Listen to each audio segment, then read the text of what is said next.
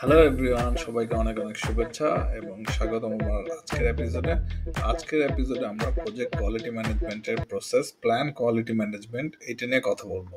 আজকের এপিসোডে যা থাকবে, প্রথমে আমরা প্রজেক্ট কোয়ালিটি ম্যানেজমেন্টের কিছু ওভারভিউ ও যে আইডিয়া করব। তারপর আমরা প্ল্যান কোয়ালিটি ম্যানেজমেন্ট আমরা কি করি, কি আউটপুট পেতে চাই, কি কি টুলস অ্যান্ড টেকনিক আমরা ইউজ করি সেটা সম্পর্কে ডিটেল আলোচনা করব। ফাইনালি আমরা বর্তমানে কি কি প্র্যাকটিস আমরা করছি এবং কি কি চ্যালেঞ্জ আমরা ফেস করছি প্ল্যান কোয়ালিটি ম্যানেজমেন্ট নিয়ে সেটা নিয়ে একটু আইডিয়া দেওয়ার চেষ্টা করব। তো প্রথমেই আসি, আমরা প্রজেক্ট কোয়ালিটি ম্যানেজমেন্ট সম্পর্কে কিছু ওভারভিউ ডিসকাস করি। বেসিক্যালি যদি আমরা কোয়ালিটি ম্যানেজমেন্ট আমরা যখন প্রজেক্ট করছি, ডেফিনেটলি আমরা প্রজেক্ট থেকে একটা আউটকাম অথবা ডেলিভারেবল আউটপুট দিচ্ছি। এই যে ডেলিভারেবল, তার একটা সার্টেন রিকোয়ারমেন্ট আছে কাস্টমার কাছ থেকে, অথবা আপনার প্রজেক্টের ডেলিভারেবলটা যারা ইউজ করবে তাদের কাছ থেকে কিছু রিকোয়ারমেন্ট আপনার থাকে। হতে পারে যে আপনি কন্ট্রাকচুয়াল কিছু অব্লিগেশনও থাকতে পারে, যেই অব্লিগেশনের কিছু ডিফাইন টেকনিক্যাল স্পেসিফিকেশন আপনার প্রোডাক্টকে মেনটেন করে চলতে হয়। সো আপনি আপনার কোয়ালিটি ম্যানেজমেন্টের প্ল্যান কোয়ালিটি ম্যানেজমেন্ট অথবা প্রজেক্ট কোয়ালিটি ম্যানেজমেন্টের আইডিয়াটা থাকবে এরকম যে আপনি যে ডেলিভারেবলটা কাস্টমারকে দিচ্ছেন সেটা যাতে এমনভাবে আউটপুট দেয় কাস্টমারের রিকোয়ারমেন্ট আপনার টেকনিক্যাল স্পেসিফিকেশন রিকোয়ারমেন্টকে ফুলফিল করে। এই যে রিকোয়ারমেন্ট ফুলফিল করছে, এটাকে আমরা বলছি যে আমার প্রোডাক্টটা একটা কোয়ালিফাইড অথবা কোয়ালিটি প্রোডাক্ট কাস্টমার জন্য হচ্ছে। এটাই হলো ডেফিনেশন অফ কোয়ালিটি। এখন কেন এটা খুবই ইম্পর্টেন্ট, কারণ হলো যে প্রজেক্টের সাকসেস এবং প্রজেক্টের প্রোডাক্টের কোয়ালিটিটা যদি আমি মেক শিওর করি, প্রোডাক্টটা যখন কাস্টমার কাছে যাবে তখন কাস্টমার কাছ থেকে আপনি ভালো ফিডব্যাক পাবেন, কাস্টমার স্যাটিসফ্যাকশন অনেক হাই থাকবে, আপনাকে রিওয়ার্ড করা কম লাগবে। কারণ যদি এরকম হয় যে প্রোডাক্ট একটা খারাপ প্রোডাক্ট কাস্টমার কাছে যায়, তাহলে আপনাকে ওটাকে রিটার্ন ব্যাক করে রিপেয়ার করে আবার কাস্টমার কাছে দিতে হবে, আপনাকে রিওয়ার্ড করার প্রয়োজনীয়তা কম থাকবে। সো আপনাকে মেক শিওর করতে হবে আপনার যেন আউটপুটটা একটা কোয়ালিফাইড প্রোডাক্ট হয়, কাস্টমার রিকোয়ারমেন্টকে ফুলফিল করে। এখন আমরা যদি চিন্তা করি, ইফ কোয়ালিটি একটা প্রোডাক্ট যদি আউটপুট হয়, তাহলে আমাদের প্রজেক্টের সাকসেসও কিন্তু ঠিক হচ্ছে। কাস্টমার যদি স্যাটিসফাই না হয়, বেসিক্যালি স্টেক হোল্ডার যদি স্যাটিসফাই না হয়, তাহলে আপনার প্রোডাক্ট আউটপুট যদিও আপনি অন টাইম অথবা অন শিডিউল দিয়েও থাকেন, অন কস্টে দিয়েও থাকেন, আপনার প্রজেক্ট কিন্তু সাকসেসফুল হবে না। সো প্রাইমারি রিকোয়ারমেন্ট হলো আপনার প্রোডাক্টটি কোয়ালিফাইড প্রোডাক্ট হবে কাস্টমারের জন্য, নাহলে প্রজেক্টকে আপনি সাকসেসফুল হিসেবে ধরতে পারেন না। এখন আসে আমরা আসলে প্ল্যান কোয়ালিটি ম্যানেজমেন্ট থেকে কি করতে চাই।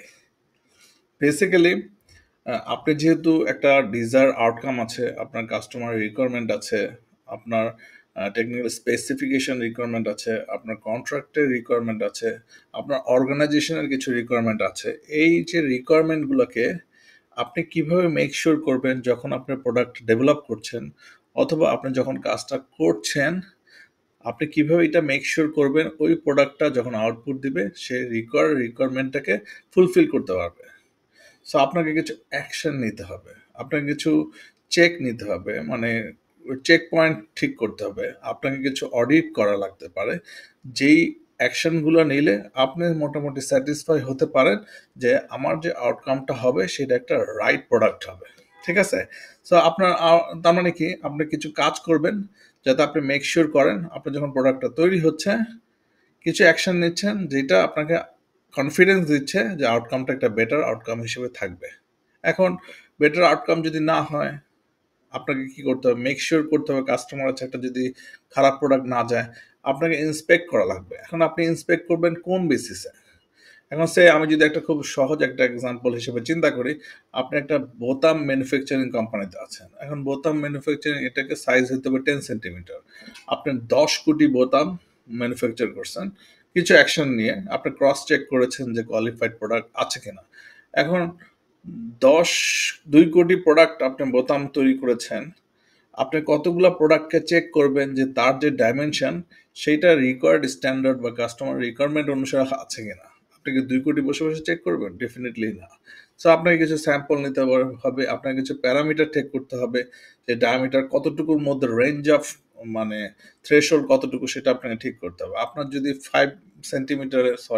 5 মিলিমিটারের বোতাম তৈরি করতে হয়, 5.02 মিলিমিটার হলে কি কাস্টমার কাছে স্যাটিসফাই হবে কিনা সেটা আপনাকে মেক শিওর করতে হবে। এই যে প্যারামিটার, এগুলো আপনি কোয়ালিটি ম্যাট্রিক্স আকারে ইন্সপেক্ট করবেন।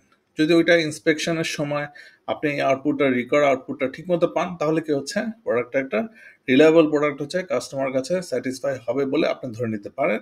সেভাবে আপনার কাস্টমার কাছে ডেলিভারি করবেন। সো প্ল্যান কোয়ালিটি ম্যানেজমেন্টের মেইন আউটকাম হলো আপনি কি কি অ্যাকশন নেবেন যাতে মেক শিওর করবেন প্রোডাক্টটা রাইট প্রোডাক্ট ডেলিভার হচ্ছে। আর হলো আপনি ওই প্রোডাক্টটা যে টেস্ট ইন্সপেক্ট করবেন, কোন কোন প্যারামিটারকে, কোন কোন ম্যাট্রিক্সকে আপনি টেস্ট করবেন যাতে আপনি বুঝতে পারবেন প্রোডাক্টটা ভালো প্রোডাক্ট আউটপুট হিসেবে কাস্টমার কাছে যাবে। ঠিক আছে, এই দুইটাই হলো মেজর পারপাস আমার প্ল্যান কোয়ালিটি ম্যানেজমেন্টের। নাও আমরা যদি কিছু input tools and technique, normally project ম্যানেজমেন্টের প্রসেসের কথা যদি আমি চিন্তা করি, তার মানে আমি যখন প্ল্যান কোয়ালিটি ম্যানেজমেন্ট করছি, আমার কাছে কিছু জিনিস আছে, সেগুলো ইনপুট হিসেবে থাকবে।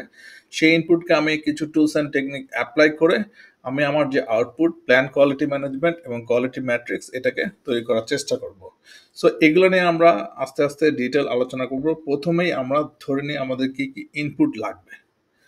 আপনি যদি জেনারেল কমন সেন্সের কথা চিন্তা করেন, তাহলে আমরা যেটা বলছি সেটা হলো যে আমি মেক শিওর করার চেষ্টা করব যে আমার প্রোডাক্টটা ভালো প্রোডাক্ট হিসেবে আউটপুট দিবে। তার মানে কি, আপনাকে জানতে হবে আপনার প্রোডাক্টটা কি, রাইট? আপনি এই জানাটা কোথা থেকে পাবেন? আপনার এই জানাটা পাবেন স্কোপ বেসলাইন থেকে। সেখানে কি থাকবে?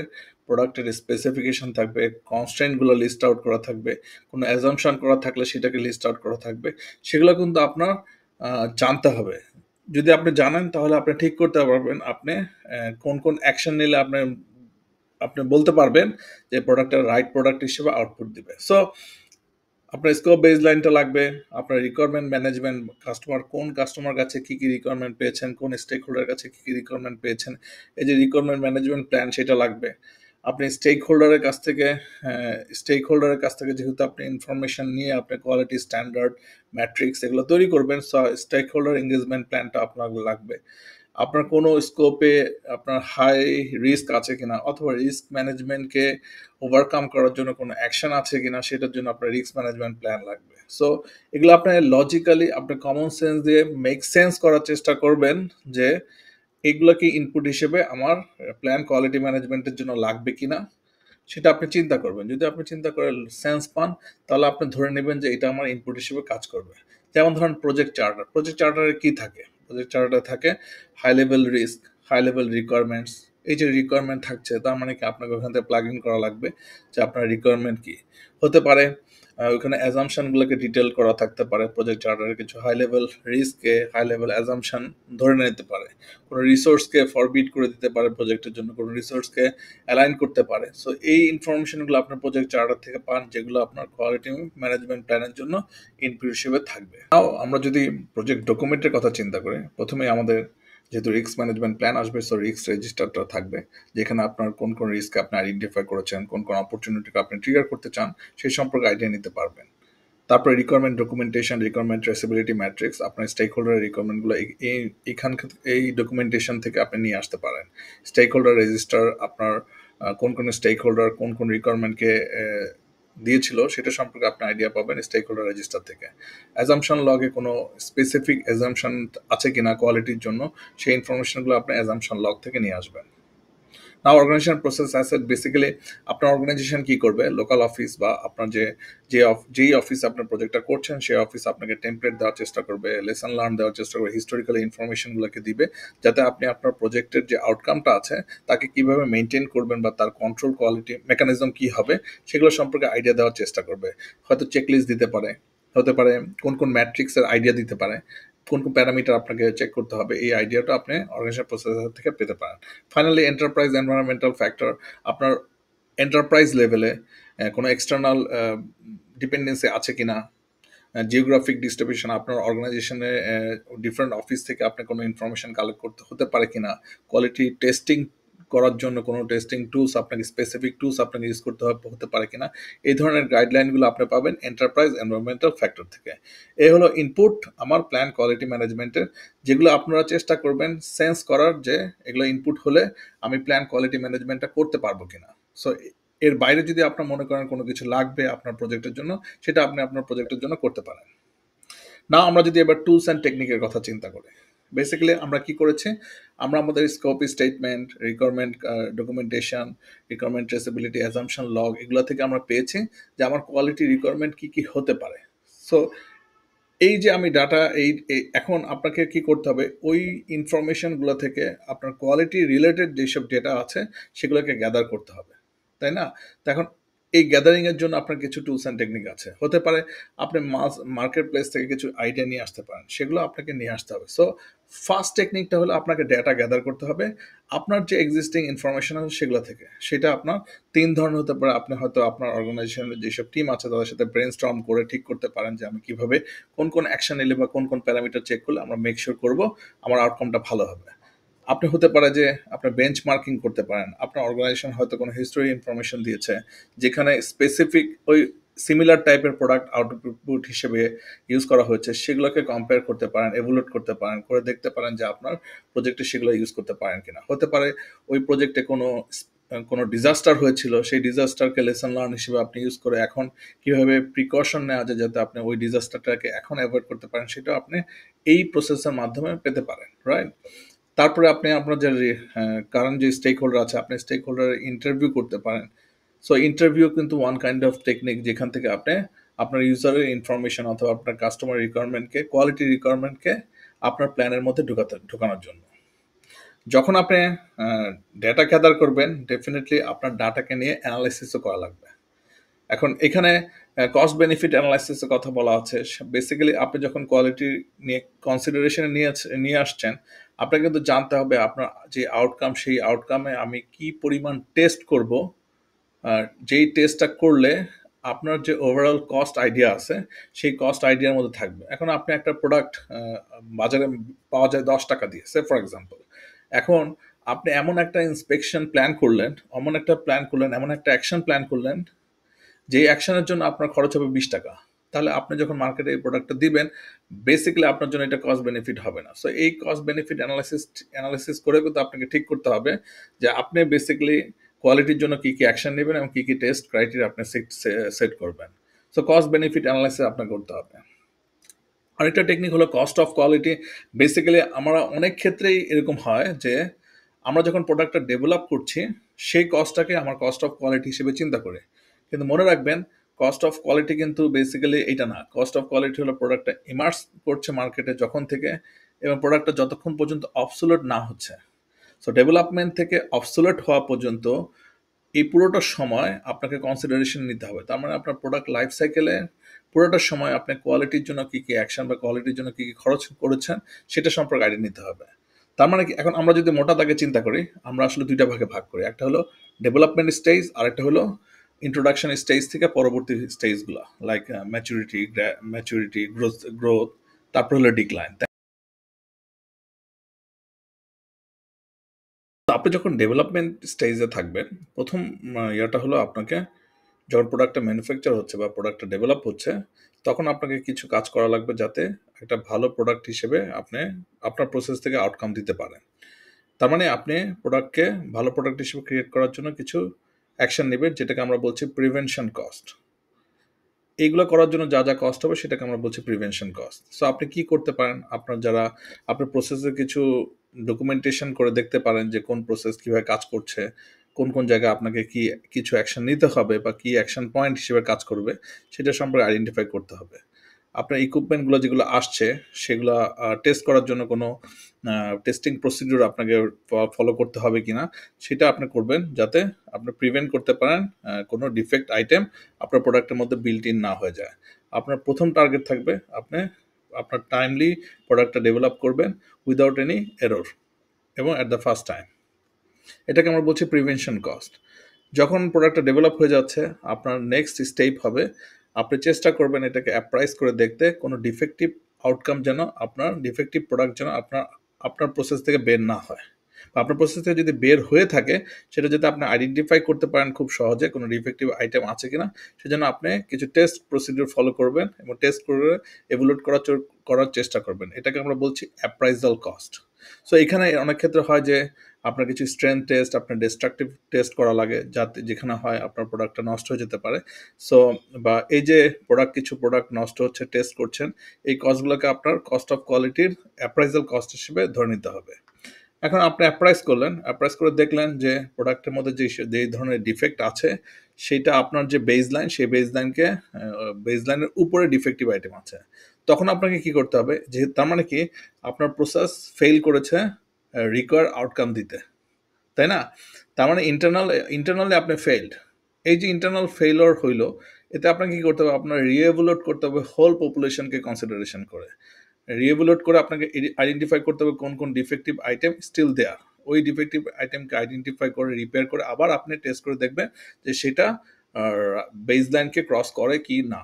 আপনি মেক শিওর করবেন কোনোভাবে আপনার প্রসেস এবং আপনার হাত থেকে একটা খারাপ প্রোডাক্ট বা একটা ডিফেক্টিভ প্রোডাক্ট আপনার কাস্টমার কাছে যায়। সো এই যে কস্ট, এটাকে আমরা বলছি ইন্টারনাল ফেইলর কস্ট। এখন আপনি প্রিভেন্ট করার চেষ্টা করলেন, অ্যাপ্রাইজ করে বের করার চেষ্টা করলেন ফেলোর আছে কিনা, ফেলোর পাওয়ার পর এটাকে রিএভ্যালুয়েট করে আবার রেকটিফাই করলেন, প্রিভেন্ট করলেন, তারপরে আপনার প্রোডাক্টটা কাস্টমার কাছে দিলেন। এখন কাস্টমার কাছে যাওয়ার পরে যদি প্রোডাক্ট ডিফেক্টিভ হয়, সেটাকে রিটার্ন করে রিপেয়ার করে আবার কাস্টমার কাছে ব্যাক করলে করার জন্য যে খরচ, সেটাকে আমরা বলছি এক্সটার্নাল ফেলোর কস্ট। এখন যখন আপনার কাস্টমার কাছে যে প্রোডাক্টটা ফেইলড হবে, এইটার যে কস্ট সেটা হবে হায়েস্ট, ম্যাক্সিমাম, কারণ কাস্টমারের ডিসস্যাটিসফ্যাকশন থাকবে। কারণ আপনি কালেক্ট করে নিয়ে এসে রিপেয়ার করে আবার কাস্টমার কাছে রিটার্ন করতে যে সময় লাগবে, সেই সময়টার জন্য মধ্যে কাস্টমার কিন্তু ডিসস্যাটিসফ্যাকশন হয়ে যাবে, এবং আপনার ওয়ারেন্টি সাপোর্টের জন্য যে টাইম লাইন আছে, সেই টাইম লাইন যদি কাস্টমারের জন্য কমফোর্টেবল না হয়, কাস্টমার কন্টিনিউয়াসলি এটা ডিসস্যাটিসফাইড হয়ে থাকবে এবং প্রোডাক্টটা হয়তো আর নাও ইউজ করতে পারে। সো এই জিনিসগুলোকে কনসিডারেশন নিয়ে, আপনার ব্র্যান্ড ভ্যালু কে কনসিডারেশন নিয়ে আপনার এক্সটার্নাল ফেইলিওর কস্টটাকে কনসিডার করতে হবে। বাট আপনাকে মনে রাখতে হবে আপনার প্রসেস এবং ইন্সপেকশনের মধ্যে এটা বিল্ট ইন থাকা লাগবে যাতে ভালো প্রোডাক্টটাই কাস্টমার কাছে যায়, কারণ কাস্টমার কাছে খারাপ প্রোডাক্ট গেলে এর কস্ট অনেক বেশি হাই আপনার অর্গানাইজেশনের জন্য। এই যে প্রিভেনশন কস্ট আর অ্যাপ্রাইজাল কস্ট, এটাকে আমরা বলছি কস্ট অফ কনফার্মেন্স। তার মানে প্রোডাক্টকে আমি কনফার্ম করতে চাই ভালো প্রোডাক্ট কাস্টমার কাছে আমার সিস্টেম থেকে বেরোচ্ছে। আর কোনো কারণে সিস্টেমটা যদি খারাপ ফেলোর হয়, তাহলে আমরা ইন্টারনাল ফেলোর কস্ট হয় অথবা এক্সটার্নাল ফেলোর কস্ট হয়, সেটাকে আমরা বলছি কস্ট অফ নন কনফরমেন্স। এটা হলো general idea product life cycle cost of কোয়ালিটির। এটা আপনার প্রজেক্টের এস্টিমেশন এবং প্রজেক্টের বাজেটের জন্য এটা নেসেসারি, আপনাকে এভালুয়েট করতে হবে। নাও আরেকটা টেকনিক হলো ডিসিশন মেকিং। বেসিক্যালি আপনি যখন আপনার আপনার প্রোডাক্টের জন্য কোন ধরনের ক্রাইটেরিয়া বা কোন ধরনের টেস্টিং প্রসিডিউর আপনি ডেভেলপ করবেন, সেটা জানার জন্য আপনাকে কিন্তু হতে পারে যে আপনি মাল্টি ক্রাইটেরিয়া সেট করে প্রোডাক্টের প্যারামিটারকে ডিফারেন্ট ক্যাটাগরিতে ভাগ করে ডিফারেন্ট ওয়েটকে ক্যালকুলেশন করে আপনি কিন্তু সিলেকশন করতে হবে যে আপনার কোনটা আপনার জন্য কস্ট বেনিফিট অথবা কস্ট ইফেক্টিভ হবে আপনার অর্গানাইজেশনের জন্য, আপনার প্রোডাক্ট আউটকামের জন্য। সো আপনাকে মাল্টি ক্রাইটেরিয়াকে বেস করে ডিসিশন নেওয়ার প্রয়োজন হতে পারে। এটাকে আমরা বলছি ডিসিশন মেকিং টেকনিক আমার প্ল্যান কোয়ালিটি ম্যানেজমেন্টের জন্য। নাও আরেকটা টেকনিক হলো যে ডাটা রিপ্রেজেন্টেশন টেকনিক। এখানে সেভারাল ধরনের টেকনিক আছে। বেসিক্যালি আমি যেহেতু বলেছি যে আপনি ধরেন একটা মোবাইল, কারো হয়তো প্রিফারেন্স মোবাইলের ক্যামেরাটা ভালো হতে হবে, কারো প্রিফারেন্স না, মোবাইলের ডিসপ্লেটা ভালো হতে হবে। Different people have different kind of things, মানে কাইন্ড অফ রিকোয়ারমেন্ট। এই যে ডিফারেন্ট রিকোয়ারমেন্ট, একে আপনি প্রায়োরিটাইজ করতে পারেন। ওয়েট ডিসপ্লে রিকোয়ারমেন্টকে একটা ভ্যালু দিতে পারেন, ক্যামেরা রিকোয়ারমেন্টকে আরেকটা ভ্যালু দিতে পারেন। এইভাবে ভ্যালু দিয়ে আপনি চেষ্টা করবেন আপনার প্রোডাক্টের জন্য একটা জেনারেল টেস্ট প্রসিডিউর। তার মানে ধরেন ডিসপ্লের যদি ওয়েট বেশি হয় 80%, তাহলে ডিসপ্লের জন্য আপনি বেশি টেস্ট করবেন। আর যদি আপনার ক্যামেরা কোয়ালিটিটা যদি কম হয়, তাহলে আপনার ক্যামেরা কোয়ালিটির জন্য কম ফাংশনালিটি টেস্ট করবেন। এই ধরনের মেকানিজম আপনি ইউজ করে আপনি আপনার প্রোডাক্টের জন্য কি অ্যাকশন নেবেন প্রোডাক্টটা যখন ম্যানুফ্যাকচার হচ্ছে, সেটা ডিটারমাইন করার technique, one kind of technique হলো এই যে ম্যাট্রিক্স টেকনিক। তার মানে আপনি প্রোডাক্টের জন্য মাল্টিপল প্যারামিটার সেট করে, ওয়েট সেট করে ঠিক করছেন কোন আইটেমটা আপনি টেস্ট প্রসিডিউর বা প্ল্যান কোয়ালিটি ম্যানেজমেন্টের মধ্যে রাখবেন। এটা বেসিক্যালি স্টেক হোল্ডারের কাছ থেকে বা আপনার টিমের কাছ থেকে যখন সে ভিজুয়ালি ডিপিক্ট করার চেষ্টা করবে ডিফারেন্ট প্রসেসকে, তাহলে কিন্তু অনেক ক্ষেত্রে হয় যে আপনার যে নলেজ গ্যাপ বা আপনার যদি কোনো জায়গায় কোনো ব্ল্যাঙ্ক স্পট থাকে সেগুলো সম্পর্কে খুব সহজেই খুব ক্লিয়ারলি আইডেন্টিফাই করা যায়। যেমন ধরেন আপনি একটা ম্যানুফ্যাকচারিং প্ল্যান্টে আসছেন, আপনি যদি একটা প্রোডাক্টের সোর্স থেকে সিঙ্ক মানে প্রোডাক্টটা আউটকাম পর্যন্ত আপনার ফুল প্রসেসে কোন কোন জায়গায় ডিলে হচ্ছে, কোন কোন জায়গায় টেস্ট করলে আপনার প্রোডাক্টটা ভালো হচ্ছে কিনা খারাপ হচ্ছে আপনি জানতে পারবেন উইদাউট এনি খুব বেশি কস্টকে ইফেক্ট না করে। সেটা কিন্তু আপনার জানা দরকার। কোন প্রোডাক্টটা কোন সাপ্লায়ার কাছে আছে সেটা যদি আপনি একটা ফ্লোচার্ট আকারে ডিটারমাইন করতে পারেন তাহলেও আপনার জন্য সহজ হয়। খুব সহজেই কোন জায়গায় আপনি আপনার প্রজেক্টের জন্য কি চেক পয়েন্ট রাখবেন এবং কি অ্যাকশন নিতে পারবেন।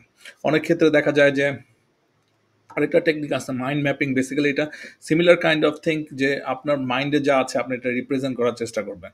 অনেক ক্ষেত্রে হয় যে আমাদের নলেজ গ্যাপের কারণে আমরা অনেক এক্সপার্টের কাছ থেকে ওপিনিয়ন নেওয়ার চেষ্টা করি যে আমার এই প্রোডাক্টের জন্য কোন কোন টেস্ট রাখতে হবে, আমি কি করলে আমি মেক শিওর করবো যে প্রোডাক্টটা যখন ম্যানুফ্যাকচার হচ্ছে তখন ভালো প্রোডাক্ট হবে।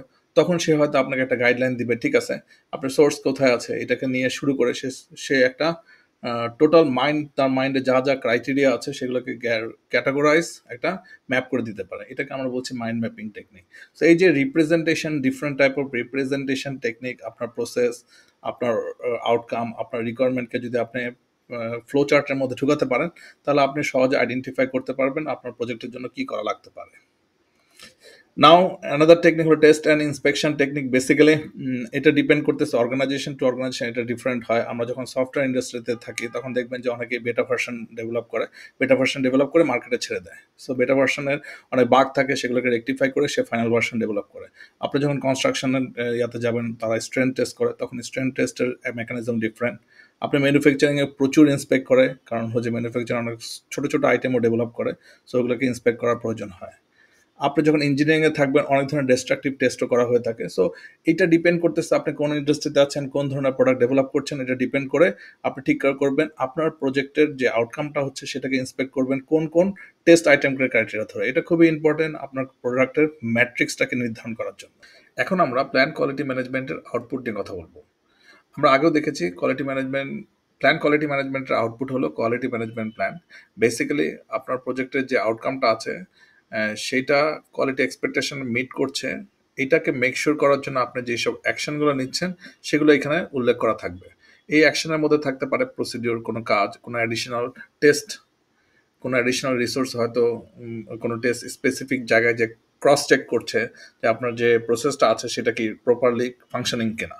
তার মানে স্পেসিফিক পার্সন কখন কোন সময় অ্যাড হবে প্রজেক্টে, কোন সময় যে চেক করবে, এই ডিটারমিনেশনগুলো থাকবে কোয়ালিটি ম্যানেজমেন্ট প্ল্যানে। এটা যখন আপনি প্রোডাক্টটা ডেভেলপ করছেন সেই সময়, এবং প্রোডাক্টটা ডেভেলপ করার পরে আপনি কী কী টেস্ট এবং ইন্সপেক্ট করবেন সেটাও ডিটেল আকারে থাকবে কোয়ালিটি ম্যানেজমেন্ট প্ল্যানে। আপনার প্রোডাক্টটা যে অ্যাকসেপ্টেড হবে কাস্টমারের কাছে যায়, যে এটা কোন অ্যাকসেপ্টেন্স ক্রাইটেরিয়াকে মিট করে কিনা সেটার স্পেসিফিক ডিটারমাইন করা থাকবে কোয়ালিটি ম্যানেজমেন্ট প্ল্যানে।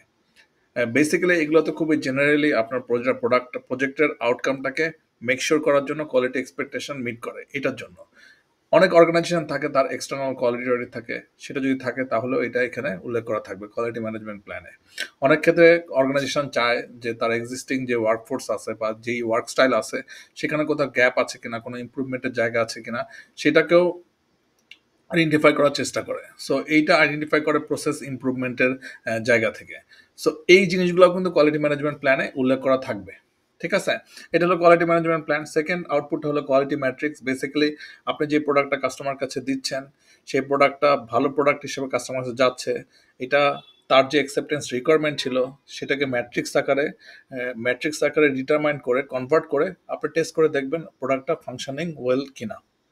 এই যে ম্যাট্রিক্স, এই যে প্যারামিটার, এটাকে আমরা বলছি চেকলিস্ট বা ম্যাট্রিক্স, কোয়ালিটি ম্যাট্রিক্স। এই কোয়ালিটি ম্যাট্রিক্সের মাধ্যমেই আপনি আপনার প্রোডাক্টটাকে মেক শিওর করবেন যে এটা অ্যাকসেপ্টেবল হবে কাস্টমার কাছে।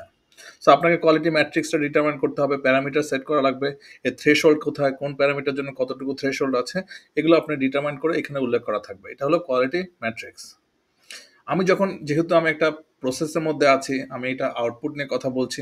আমি যখন ইনপুটে ছিলাম তখন আমি কি করেছি, প্রজেক্ট ম্যানেজমেন্টের কিছু প্ল্যান নিয়ে কাজ করেছি, কিছু ডকুমেন্টেশন আমার ইনপুট হিসেবে ছিল, যেগুলোকে আমি দেখে অ্যানালাইসিস করে আমি আমার প্রজেক্টের জন্য কোয়ালিটি ম্যানেজমেন্ট প্ল্যান এবং কোয়ালিটি ম্যাট্রিক্স ডিটারমাইন করেছি।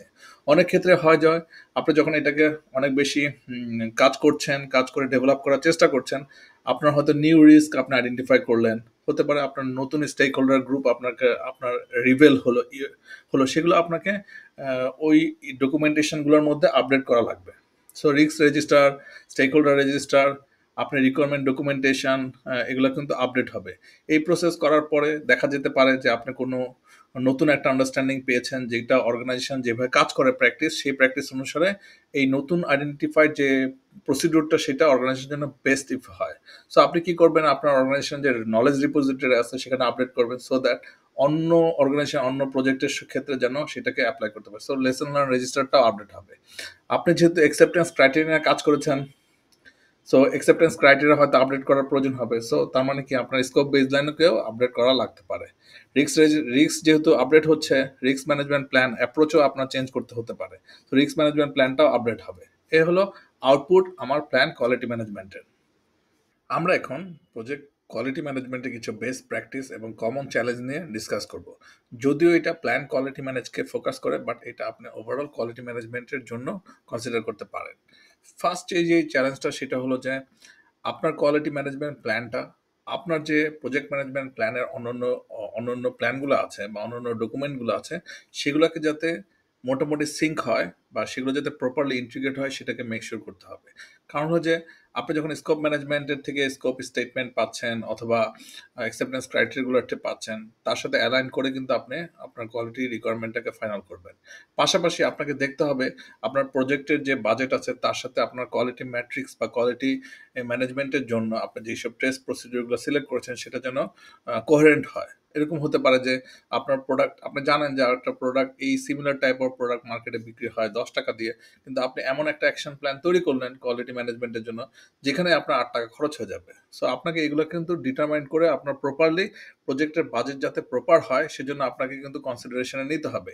এই ওভারঅল প্রজেক্ট ম্যানেজমেন্ট প্ল্যানকে ইন্টিগ্রেট করে কিন্তু আপনি আপনার প্রজেক্ট ম্যানেজমেন্ট কোয়ালিটি ম্যানেজমেন্ট প্ল্যানটাকে ডিটারমাইন করবেন। এটা সবসময় একটা চ্যালেঞ্জিং, বিকজ আপনি চান কি, আপনি যদি মেক শিওর করতে চান আপনার প্রোডাক্টটা 100% কাস্টমার কাছে যে স্যাটিসফাই হবে, সো আপনাকে কিন্তু কিছু কোয়ালিটি অ্যাকশন নিতেই হবে। আপনাকে কিছু অ্যাডিশনাল কস্ট কনসিডার করতে হবে, কস্ট অফ কোয়ালিটিকে ডিটারমাইন করতেই হবে।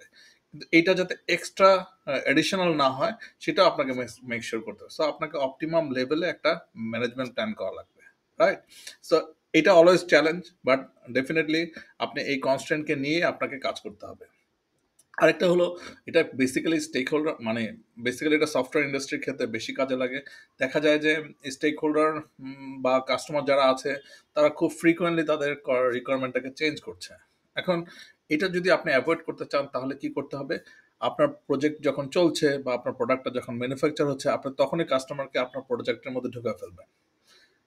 সো স্টেক হোল্ডারের মধ্যে যদি এই বাই ইনটা থাকে তাহলে স্টেক হোল্ডার বুঝতে পারবে যে কখন কোন রিকোয়ারমেন্টটাকে আমি যদি দেই তাহলে সেটা ফুলফিল করতে পারবে আমার আমার সাপ্লায়ার, বা কখন যেই রিকোয়ারমেন্টটা আমি অনেক পরে দিচ্ছি সেই রিকোয়ারমেন্টটা যদি আমি প্রোডাক্টের মধ্যে ঢুকাতে চাই তাহলে এটা খুব বেশি মাত্রায় ডিফিকাল্ট হয়ে যাবে আমার সাপ্লায়ারের জন্য এই প্রোডাক্টের মধ্যে অ্যাড করতে। এই বাই ইন করার জন্য আপনার স্টেক হোল্ডারের সাথে কোলাবোরেটিভ অ্যাপ্রোচে থাকবেন, সবসময় তার কাছে একটা কমিটমেন্ট নিয়ে রাখবেন যাতে সে সবসময় প্রজেক্টের আউটকামের ব্যাপারে কনসার্ন থাকে, তার রিকোয়ারমেন্টটাকে সবসময় এমফাসাইজ করার চেষ্টা করবেন প্রসেসের মধ্যে সে যেন ঢুকে যেতে পারে, ঢুকে আপনাকে আপনার প্রসেস ইমপ্রুভমেন্ট বা প্রোডাক্ট ইমপ্রুভমেন্টের জন্য রাইট টাইমে আপনাকে গাইডলাইন দিতে পারে। ঠিক আছে? লাস্ট যেটা সেটা হলো যে অর্গানাইজেশন সবসময় চায় সেটা হলো যে তার যে ওয়ার্ক স্টাইল অথবা প্রসেসের যেসব প্রসিডিউর আছে, ওয়ার্ক প্রসিডিউর আছে, সেই প্রসিডিউরের মধ্যে কোনোভাবে ইমপ্রুভমেন্ট করা যায় কিনা। সো ইমপ্রুভমেন্ট করতে হলে আপনাকে কি করতে হবে, একটা একটা ফিডব্যাক লুপ ক্রিয়েট করতে হবে। তার মানে যারা ওই প্রসেসের মধ্যে আছে তারা খুব ফ্র্যাঙ্কলি যাতে আপনাকে ফিডব্যাক দিতে পারে কিভাবে করলে আপনি ইমপ্রুভ করতে পারেন। এই ইমপ্রুভমেন্টের আইডিয়াটা নিয়ে আপনি ইমপ্রুভ করার চেষ্টা করবেন কন্টিনিউয়াসলি। সো এই ফিডব্যাক লুপ তৈরি করতে হবে আপনার অর্গানাইজেশন। আপনি যদি চান যে আপনি নট অনলি ইউ, আপনার অর্গানাইজেশন অন্যান্য বডিরাও ওই ব্যাপারে এমফাসাইজ করবে, তখন আপনাকে কি করতে হবে, আপনি যখন যেই লার্নিংটা হবে সেটা আপনার লেসন লার্ন রেজিস্টারে আপডেট করতে হবে। ডেফিনেটলি আপনি যদি এভাবে কন্টিনিউয়াসলি অনেকদিন চলতে পারেন সবসময়ের জন্য, আপনার প্রসেসের মধ্যে ডিলে কমে যাবে, আপনার রিওয়ার্কের পসিবিলিটি অনেক কম হবে, আপনার প্রোডাক্ট যখন ম্যানুফ্যাকচার হচ্ছে তখন একটা ভালো প্রোডাক্ট হিসেবে আউটপুট দিবে। এগুলো করলে যেটা হয়, অর্গানাইজেশনের ব্র্যান্ড ভ্যালু ইনক্রিজ হয়, স্টেক হোল্ডারের স্যাটিসফ্যাকশন রেট অনেক হাই থাকে। সো আপনাকে এগুলো করার চেষ্টা করা লাগবে সবসময়ের জন্য। আজকে এই পর্যন্ত। এই হলো আমাদের প্ল্যান কোয়ালিটি ম্যানেজমেন্টের আজকের এপিসোডের শেষ টপিকস। আমরা বেসিক্যালি এখান থেকে আজকের এপিসোডে যেটা শিখলাম সেটা হলো যে কোয়ালিটি ম্যানেজমেন্টকে কেন আমরা এমফাসাইজ করি, কি কি অ্যাকশন নিলে একটা প্রজেক্ট কি কি কনসিডারেশনে নিয়ে আমি কোয়ালিটি ম্যানেজমেন্ট প্ল্যানটাকে তৈরি করব, আমার প্রসেস ইমপ্রুভমেন্টের জন্য কি কি কনসিডারেশন নিতে হয় তার সম্পর্কে কিছু জেনারেল আইডিয়া আমরা আলোচনা করলাম। পাশাপাশি প্ল্যান কোয়ালিটি ম্যানেজমেন্ট আউটপুট হিসেবে দেওয়ার জন্য আমরা কি টুলস অ্যান্ড টেকনিক ইউজ করেছি সেটা সম্পর্কে কিছু আইডিয়া দিলাম। আজকে এই পর্যন্তই, আবার দেখা হবে আমাদের নেক্সট এপিসোডে। See you then, thank you very much.